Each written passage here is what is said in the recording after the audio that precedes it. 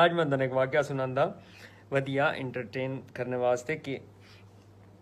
ਆਪਣਾ ਨਵਾਂ 에ਅਰਪੋਰਟ ਬਣਿਆ ਨਾ ਇਸਲਾਮਾਬਾਦ ਤੇ ਇੱਕ ਜਵਾਨ ਇੱਥੋਂ ਬਾਹਰੋਂ ਗਿਆ ਤੇ ਉਸ ਪਿਛਲਿਆਂ ਨੇ ਆਖਿਆ ਬਈ ਇੰਜ ਕਰਿਆ ਗੱਡੀ ਚੰਗੀ ਲੈ ਕੇ ਆਇਆ ਮੈਂ ਅੱਗੋਂ ਰਿਸੀਵ ਕਰਾਂ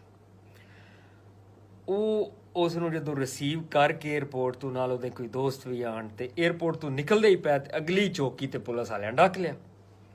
ਉਹਨਾਂ ਆਖਿਆ ਹਾਂ ਜੀ ਗੱਡੀ ਦੇ ਕਾਗਜ਼ ਲਿਆਓ ਇਹ ਸ਼ੈ ਨਹੀਂ ਪੂਰੀ ਇਹ ਨਹੀਂ ਪੂਰੀ उन्हें जनाब गल केड़ी है उन्होंने को पुलिस वाले रुपये जम लै गड्डी बह के ना जवान बड़ा कुड़ीता उस दूजे ने आख्या भतीजा वे पुछना हो बाबा ये केड़ी गल है मतलब तू क्यों सन पुलिस वाले डकिया बेइज्जत करा छड़िया उन्हें आख्या बा वो यार हो सकता गड्डी ना सही होवे लाहौर का नंबर है इस्लामाबाद आए खुरेज तो उन्हें डक लिया खैर उन्हें कुछ एक्सक्यूजेस बनाए वो मन गया वापस जान लग्या उस उन्होंने आख्या भाई इंज करना हूँ मैं पैसे चंगे गल्लां दा गड्डी हूँ 0 मीटर लैनी है अगों GLI जी मैं अगे अपनी पोस्ट च भी मैंशन करदा नवीं ते अपलाइड फार होवे तो मुण वेखने आ किवें पुलिस वाले डकदे अगले साल मुण गया भाई जी ईदकी अगों जवान जेड़े लैण आए ना वो नवीं गड्डी लैके आए GLI अपलाइड फार हाजर मॉडल वो इतले एयरपोर्ट तो निकले ते अगे ही चौकी ते मुण डक लिया ना क्या साइड ते आ जाओ बड़ी जब बन गई गड्डी के कागज़ की देर फलान डिंगू ना जनाब गल केड़ी है बाऊ ना पैसे मुण जंब लै हूँ वो बैठा तो बड़ा कुड़ीता उस आख्या पता चौदह पुत्रा की ड्रामा शुरू किए है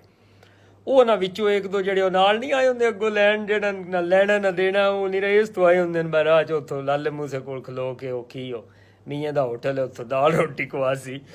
वो आखन नहीं भाई जी असल वे इन्हें गड्डी का नंबर को ना लगे आ तो ये वो उन्होंने एक्सक्यूजेस दिते तां डक लेना एक विचों बोलिया उस आख्या भाई जी हुण अल्लाह दी कसम लैंड क्रूजर होवे ना या पराडो दी आवे पुलिस वाले सलूट मारन आई दूरों दे आए इन्हां दी जरूरत नहीं है हथ भी गड्डी गल कर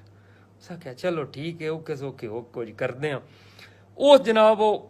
वापस जान लग्या उन्हां नाल वादा कीता घर इत्थे यूरोप आके उस चंगे पैसे कमाए पीछा गले उस आख्या हुण मैं जितना लैंड आयो ना मुण लैंड क्रूजर ते आव्या मुण मैं वेखना वा पुलिस वाले किवें डकदे ने खैर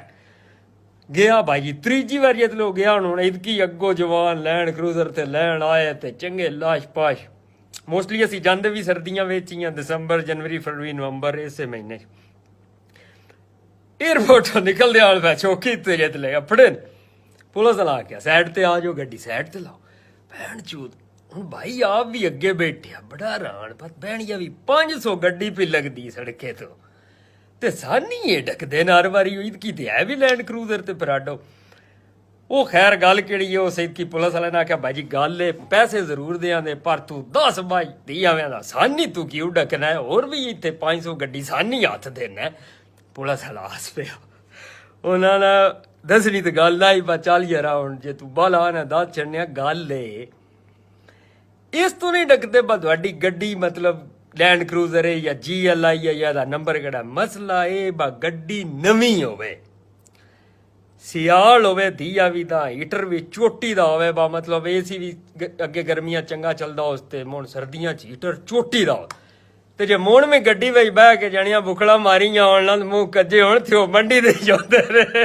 और ओ कदाइयां दे नहीं जांदे असी भाई गड्डी वेख के नहीं डकदे असी विचों आ तुहाडी शक्लां दियां अंज वे चुप्पे हुंदे हो जिवें